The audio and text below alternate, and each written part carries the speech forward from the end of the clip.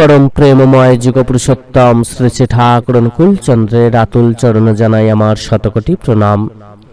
जय गुरु सकल इष्ट प्राण दादा मायरा। आज के आमरा आलोचना प्रसंगे जेने नेब जे किभाबे चरणामृत बानाते हय, किभाबे आमरा आमादेर जे ग्रहदोष विपद फाड़ा एगुलोके दूर करे सकल प्रकार খারাপ যে জিনিসগুলো বা সমস্যাগুলো আমাদের জীবনে নেমে আসে সেগুলো থেকে মুক্তি লাভ করব কিভাবে কিভাবে আমরা বৃহস্পতিকে তাজা করব, বৃহস্পতিকে তুঙ্গে রাখার চেষ্টা করব। যে বৃহস্পতিকে তাজা রাখতে আমাদের প্রত্যেকেরই হয় এবং বৃহস্পতিকে তাজা না রাখলে কিন্তু সমস্যা লেগে থাকার পাশাপাশি অর্থাভাব, জীবনে দুঃখ কষ্ট জ্বালা সমস্ত কিছু নেমে আসে।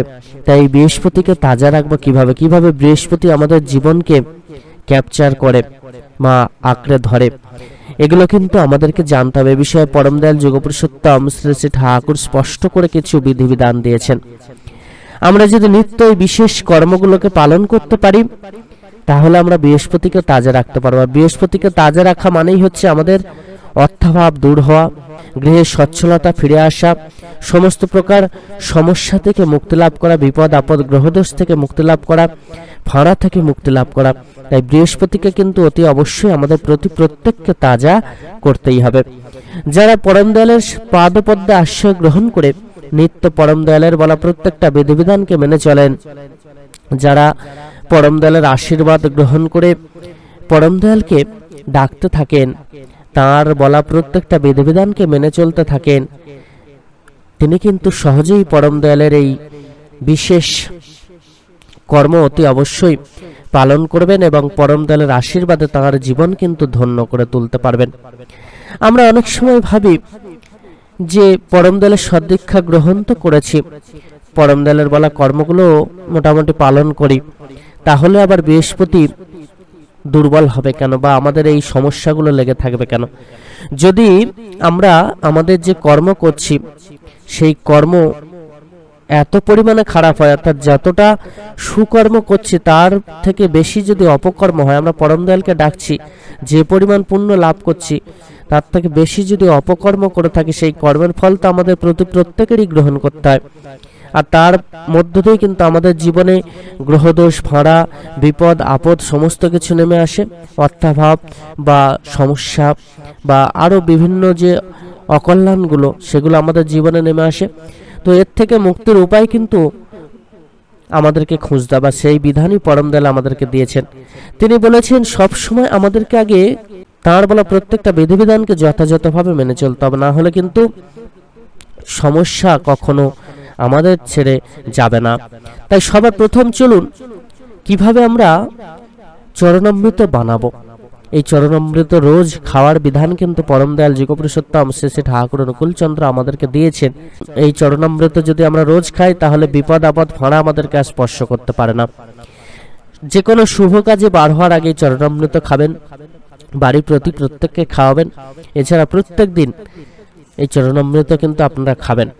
আলোচনা প্রসঙ্গে এক দাদা শ্রী শ্রী ঠাকুরকে প্রশ্ন করেছিলেন, আমার এবং আমার স্ত্রী রাহু দৃষ্টি কি করলে প্রতিকার হয়? শ্রী শ্রী ঠাকুর বললেন, নামের জোর বাড়িয়ে দাও, ভালো করে ভক্তি করে ইষ্টভৃতি করো, রোজ ইষ্টকে ফুল জল নিবেদন করো এবং ছেলে পিলে সহ সবাই মিলে ওই জল পান করো, সব বিপদ কেটে যাবে। আর এটাই হচ্ছে চরণামৃত। আপনারা পরম দয়ালের শ্রী চরণে ফুল ফল জল অর্পণ করবেন এবং খুব করে নাম জপ করবেন। এতে করে কি হবে, পরম দয়ালের শ্রী চরণে যে প্রসাদ আপনারা নিবেদন করছেন সেই প্রসাদ আপনারা প্রত্যেকে গ্রহণ করবেন। আর এটাই হচ্ছে চরণামৃত। এই প্রসাদ কিন্তু নিত্যদিন আপনারা গ্রহণ করবেন, পরম দয়ালের অমৃত নাম জপ করে ওই ফুল জল আপনারা কিন্তু গ্রহণ করবেন, মহা ফল কিন্তু লাভ করবেন। এতে করে রাহুর দশা কাটবে এবং আমরা যদি পূর্ণ ভক্তিবারে শ্রদ্ধাবারে নাম জপটা করি, ইষ্টভৃতি যদি নিষ্ঠাভাবে করি, তাহলে মহা বিপদ কিন্তু কেটে যাবে। এই যে আমরা এত গ্রহদোষ বলে চিৎকার করি, প্রকৃতপক্ষে কি গ্রহদোষ আমাদের কিছু করতে পারে? এক জ্যোতিষ দাদা বলছেন যে আপনার সময় ভালো যাচ্ছে না, মানে আপনি গ্রহদোষের কবলে পড়েছেন। সব গ্রহই তো ভগবানের অধীন, তাহলে গ্রহদোষের কবলে মানুষ পড়ে কেন? কেনই বা গ্রহের ফেরে পড়ে মানুষের বিপদ আপদ ফাঁড়া লেগে থাকে, দুর্ঘটনা লেগে থাকে? এ প্রসঙ্গে শেষে ঠাকুর বললেন, সব গ্রহই তো ভগবানের অধীন। অনুরাগের সঙ্গে ভগবানের নাম করলে সকল গ্রহদোষ কেটে যায়। যজন যজন ইষ্টভৃতি করলে কাটে মহাভৃতি। তাকে নিয়ে থাকলে গ্রহ নাগাল পাবে না তোমার। আমরা যদি নিয়মিত নাম ধ্যান ইষ্টভৃতি করি, যদি নিত্য আমরা তাকে ডাকতে থাকি, আমরা যদি নাম জপ ইষ্টভৃতি করার সময় পূর্ণ ভক্তিবারে শ্রদ্ধাবারে সেটা পালন করি, তাহলে কিন্তু গ্রহদোষ সহজেই কেটে যায়। আর পবিত্র এই যে চরণামৃত, এটা কিন্তু রোজ আমাদের গ্রহণ করা লাগে। এই চরণামৃত গ্রহণ করার মধ্য দিয়েও আমাদের বিপদ আপদ ফাঁড়া কিন্তু দূর হয়। এবার আসি, বৃহস্পতিকে চাঙ্গা করব কিভাবে, দুর্বল বৃহস্পতিকে আমরা সবল করব কিভাবে, বৃহস্পতিকে তুঙ্গে রাখার উপায় কি? এ প্রসঙ্গে শ্রী ঠাকুর কি বিধান দিলেন, চলুন প্রত্যেকে জেনে নিই। এই বৃহস্পতি কিন্তু আমাদের জীবনে খুবই গুরুত্বপূর্ণ। বৃহস্পতি যদি দুর্বল থাকে তাহলে অর্থাভাব, সংসারে অশান্তি, সংসারে বিভিন্ন রকম সমস্যা এবং গ্রহদোষ ফাঁড়া বিপদ সমস্ত কিছু লেগে থাকবে, অর্থাৎ জীবন পুরো জ্বালায় জর্জরিত হয়ে যাবে। তাই বৃহস্পতিকে কিন্তু সবসময় তুঙ্গে রাখার চেষ্টা করতে হবে। আর বৃহস্পতিকে হেলায় ফেলায় কিন্তু নষ্ট করলে, বা বৃহস্পতিকে কিন্তু হেলায় ফেলায় দেখলে হবে না। বৃহস্পতিকে ভালোবাসতে হবে এবং বৃহস্পতির আশীর্বাদ গ্রহণ করতে হবে। আর বৃহস্পতিকে তুঙ্গে করার মধ্য দিয়েই আমরা কিন্তু সহজে আমাদের সংসারটাকে সুখের শান্তির করতে পারবো, উন্নতি সহজে করতে পারবো, ফাঁড়া দুর্ঘটনার কবল থেকে আমরা কিন্তু বাঁচতে পারবো।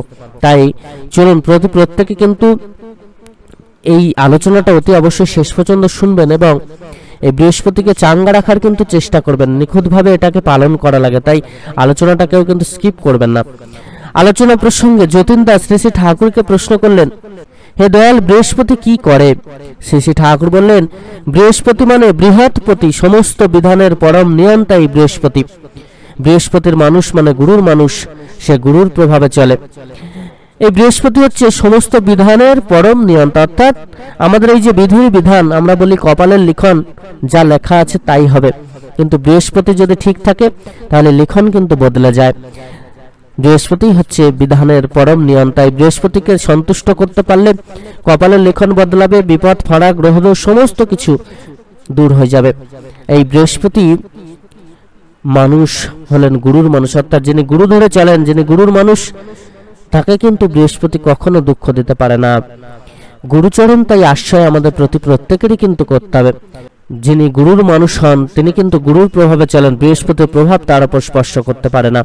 তাই গুরুচরণ আশ্রয় করে আমরা যদি তাঁর বলা প্রত্যেকটা বিধিবিধানকে যথাযথভাবে মেনে চলতে পারি, যজন যাজন ইষ্টভৃতি সময় প্রার্থনায় কর্মগুলোকে যথাযথভাবে পালন করতে পারি, তাহলে কিন্তু সহজেই আমরা গুরুর আশীর্বাদ লাভ করতে পারবো। এবং গুরুর আশীর্বাদ লাভ করা মানেই হলো সমস্ত কিছু লাভ করা। তখন আর কোনো অশুভ শক্তি আমাদেরকে স্পর্শ করতে পারবে না। শ্রী ঠাকুর আরো বললেন, একটু একটু করে নাম করবেন, ওতে বৃহস্পতিকে তাজা রাখে ওর অসম্ভব ফল। সংসার প্রতিপালন করার জন্য আয় করবেন না, আপনার আয় যাবতীয় যা কিছু বৃহস্পতির জন্য, তাই আয়ের অগ্রভাগ রোজ বৃহস্পতির জন্য তুলে রাখবেন।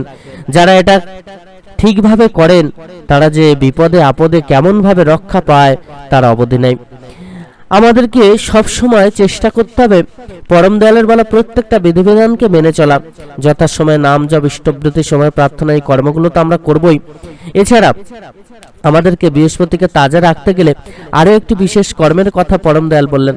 আমরা যে আয় করছি রোজ, সেই আয়ের অন্তত কিছুটা আমরা বৃহস্পতির জন্য রেখে দেবো। এই বৃহস্পতির জন্য রাখা যে অর্থ আপনারা রেখে দেবেন, সেটাকে কি করবেন, কোনো পুণ্য কর্মে কিন্তু কাজে লাগাবেন। দান ধ্যানে বা কোনো পুণ্য কর্মে, জীব সেবায় বা ইষ্টের কোনো কাজে বা কোনো পুণ্য কর্মে এগুলো কিন্তু দেবেন। এতে করে কি হবে, আপনার বৃহস্পতি তাজা থাকবে, আপনার সকল বিপদ আপদ গ্রহদোষ কিন্তু দূর হয়ে যাবে।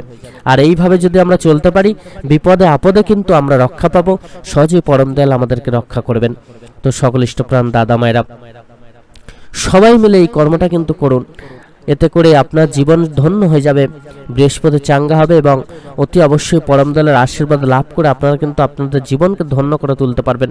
এই যে আমাদের গৃহে এত প্রকার সমস্যা লেগে থাকে, বাধা আসে, বিপদ আসে, দুর্ঘটনার কবলে পড়তে হয়, গ্রহদোষ, ফাঁড়া, জ্বালা যন্ত্রণা, অশান্তি সমস্ত কিছু যে লেগে থাকে, এই সমস্ত কিছু থেকে বাঁচতে গেলে বৃহস্পতিকে কিন্তু তুঙ্গে করতে হবে। আর এতে করে যে কর্মের কথা বলা হয়েছে সেই কর্মগুলোকে করতে হবে।